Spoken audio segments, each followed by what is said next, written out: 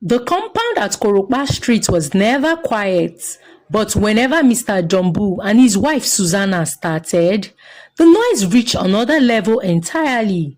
Their room was the second on the left, directly opposite the communal kitchen, and everyone knew that if shouting started from that side, sleep was officially cancelled.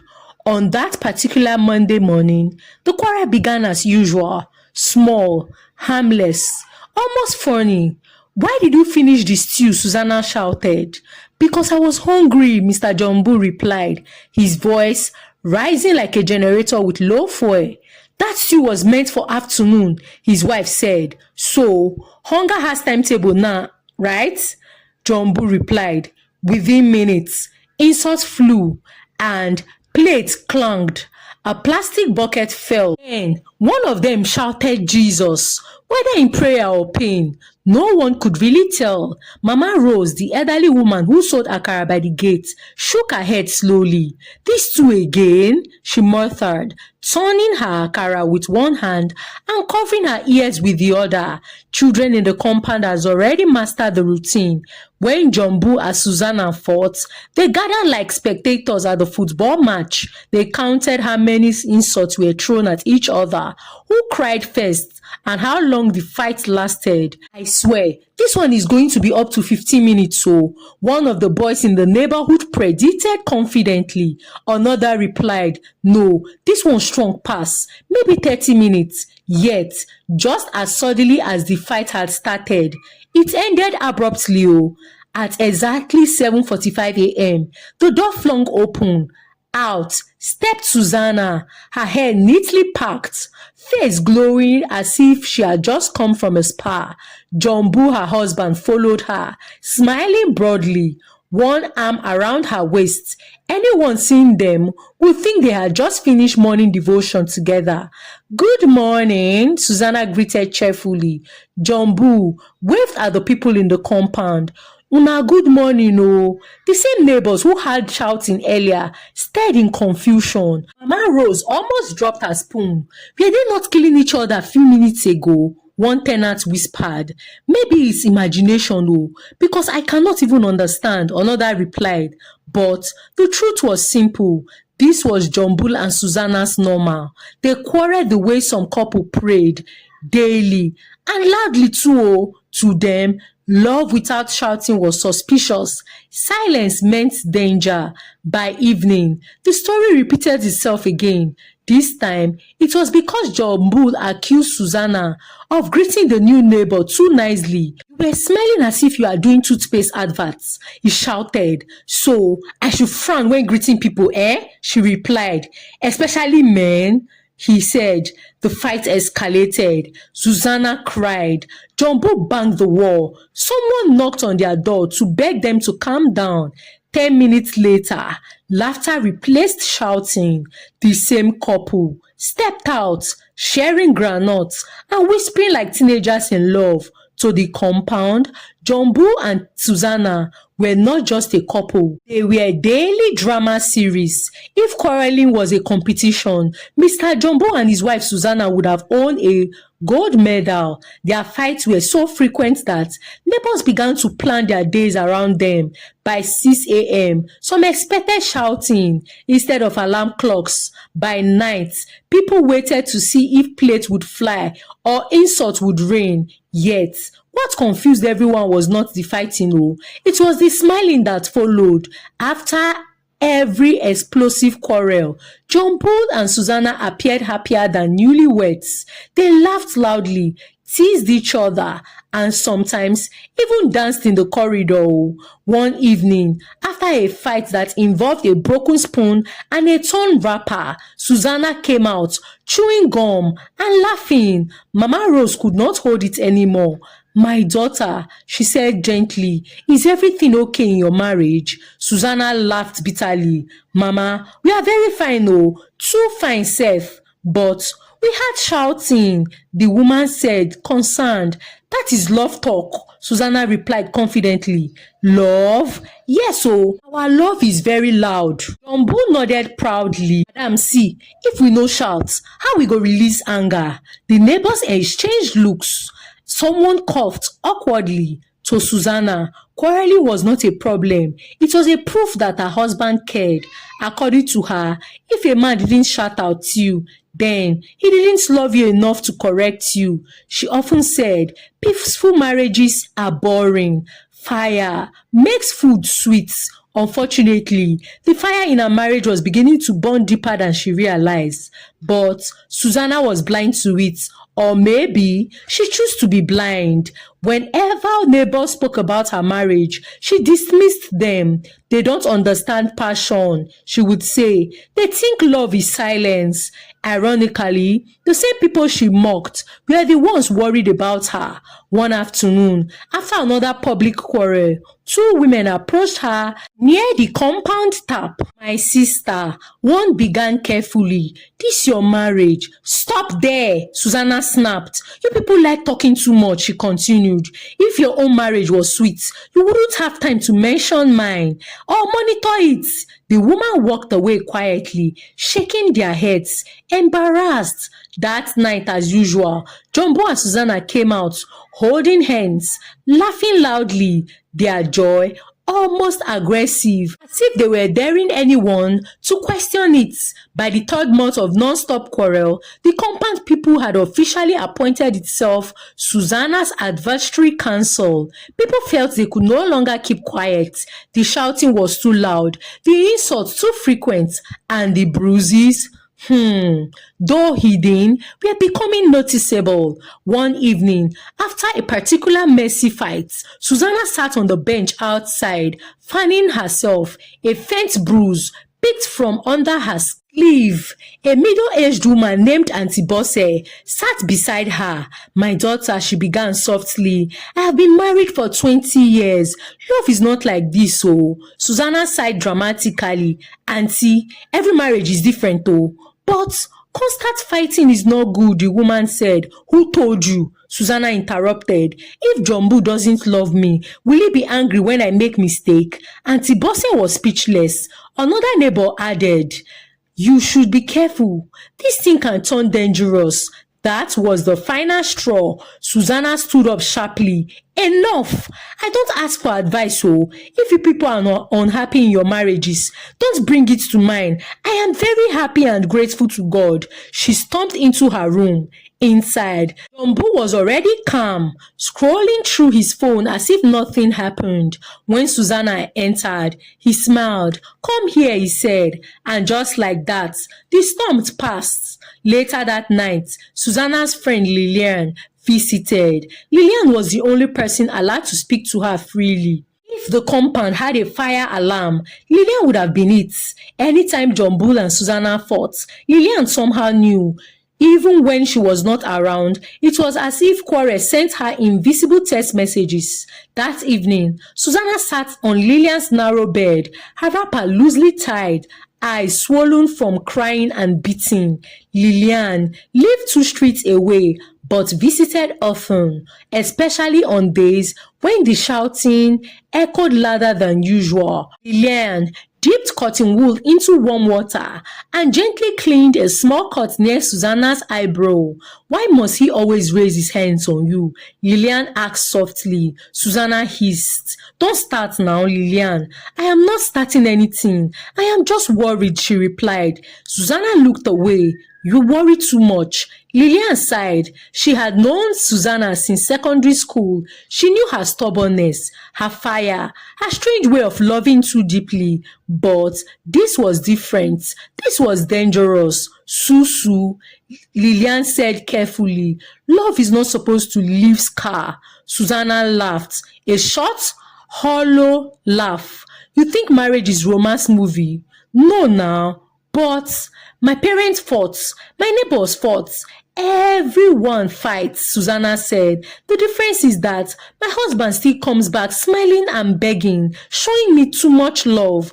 Lilian wanted to scream. Instead, she nodded slowly. Later that night, as Lilian left, she passed Jumbo, sitting outside, chewing kola nuts like nothing happened. Good evening, Lilian greeted coldly. Jumbo smiled. Good evening, fine girl. Lilian clenched her teeth. If Luke could slap. Jumbo would have been on the ground by now. Inside the compound, Whispered followed her footsteps. Dat girl Lilian sef, she too dey interfere. Make dem even leave am. One day she will learn her lesson. One neighbor murmured. However, the next fight happened on a Sunday morning. Just as people were preparing for church, Jumbo accused Susanna of misplacing his shirt. I left it here, he shouted. And I saw it there yesterday, Susanna replied. The argument escalated quickly. Someone's church hymn was drowned by insults. God will judge you, a neighbor shouted from afar. Mind your business, Susanna screamed back. Minutes later, silence followed. By the time it was time for church service, John Paul and Susanna stepped out, hand in hand. Susanna wore a bright yellow dress. Jumbo matched her with his yellow tie. They looked like coordinated happiness as they walked past the compound. A young single lady rolled her eyes. Susanna noticed. See jealousy, oh, she whispered to Jumbo, loud enough for others to hear. After church service that day, Lilian pleaded, my friend, this thing is getting worse, oh. Susanna frowned. You too? Yes, because I love you. Susanna crossed her arms. Jumbo beats me because he wants to correct me. It is his love language. Lilian felt like the ground should open beneath her. Correction, she repeated with fists. Love language. Slap. Beating. Susanna nodded confidently. Some men talk, oh. Some shout, some discipline. That is not discipline. That is abuse. Susanna's voice hardened. You are single. You won't understand. That sentence landed like a slap. Because I am single? Lilian swallowed her words. She realized then that Susanna had built a shrine around her suffering and she worshipped there daily. Jumbo did not discriminate when it came to embarrassing Susanna at the marketplace, in the compound, by the roadside, in the church, anywhere was suitable for him. One afternoon, he shouted at her in front of the compound tap because Susanna greeted a delivery man. You want to embarrass me, eh? You are talking to a man, he yelled. Susanna stood frozen and ashamed. Tears strengthening. Later that night, he apologized with laughter and sweet words. The next morning, they emerged again in matching Ankara outfits, red and blue. They walked proudly, laughing loudly. Susanna made sure to pass slowly in front of the single ladies' room. Some people will die single, she said loudly. The women watched silently. Her neighbors gossiped her. Oh, this is what she calls love. Dirty love. The man will kill her one day. But Susanna refused to hear any of it. Oh. To her, the smiles matter more than the bruises. And to the compound, the smiles were becoming frightening. However, one day, Jumbo brought a woman home. The day started like any other day in the compound. Dusty, noisy, and full of small gossip that usually died down before nightfall. Nobody knew that this time the gossip would grow legs. Susanna had just finished washing clothes when Jumbo appeared at the gate with a light-skinned woman trailing behind him. The woman carried a small box and a handbag, her step confident, her eyes scanning the compound as if she was inspecting land for sale. Susanna, Jumbo called. Susanna wiped her hands on the wrapper and hurried out. When she saw the woman, her smile froze for half a second before returning. This is my cousin, Jumbo announced casually. She will stay with us for a while. The word cousin landed gently, but something inside Susanna shifted. The woman was too polished, too relaxed. Cousins usually greeted with excitement or familiarity. This one only smiled politely. Oh, welcome, Susanna said. The woman nodded. Thank you. That was all. The neighbors did not miss anything. Oh, Mama Rose leaned forward on her stool. Two single ladies exchanged looks. Someone whispered, which cousin be this one? Inside the room, Susanna busied herself arranging space, spreading a mat, offering water. The cousin sat quietly, scrolling through her phone, occasionally smiling at Jumbo. Too occasionally. That night, Susanna cooked extra food. Jumbo laughed more than usual. The cousin laughed too softly, musically. When it was time to sleep, Jumbo announced she will sleep inside with us just for tonight. Susanna's heart skipped, but there is no space outside the curtain. The cousin said nothing. That night, Susanna barely slept. She lay stiff, listening to breathing that did not feel right. Every movement felt loud. Every silence felt suspicious. Still, she said nothing. In the morning, the compound buzzed. Cousin, someone scoffed. She didn't look like any cousin I know. Another replied. Susanna had the whispers, but waved them away. These people like talking and taking other people's matter into their head, she told herself. But deep down, doubt had entered, and doubt, once invited, never leaves quietly. It took days, but the truth arrived the way truth always does. Uninvited, brutal. Susanna found out by accident. She had gone to borrow pepper from a neighbor when she overheard voices near the back of the compound. Jumbo's voice was unmistakable. Why are you acting like this now? The woman asked. Be patient. Jumbo replied. She will soon know. Susanna's knees weakened. She will soon know. She stepped closer, her heart pounding. You promised me. The woman continued. I can't keep pretending. Calm down, Jumbo said sharply, giving her a kiss. Susanna walked into their view. Silence fell. The woman froze. Jumbo's face changed. What is going on here? Susanna asked, her voice trembling. Nobody answered. Answer me, she shouted. The woman sighed and turned away. That was when Susanna knew it. No explanation was needed. You lied to me, Susanna shouted. Jumbo's face hardened. Is she your cousin? Susanna asked again.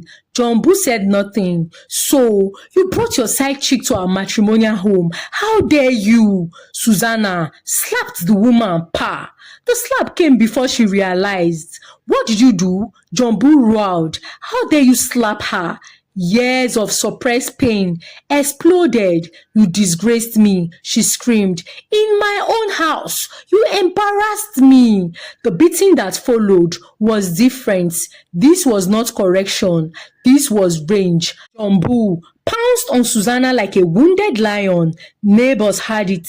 Doors flew open. Someone screamed for help. By the time they forced the door opened, Susanna lay motionless on the floor. Blood stained the floor. The cousin, the woman Jumbo had brought home, ran away. White was. Beeping sounds. The smell of medicine. That was where Susanna woke up. Pain greeted her before memory did. Her body felt heavy, broken.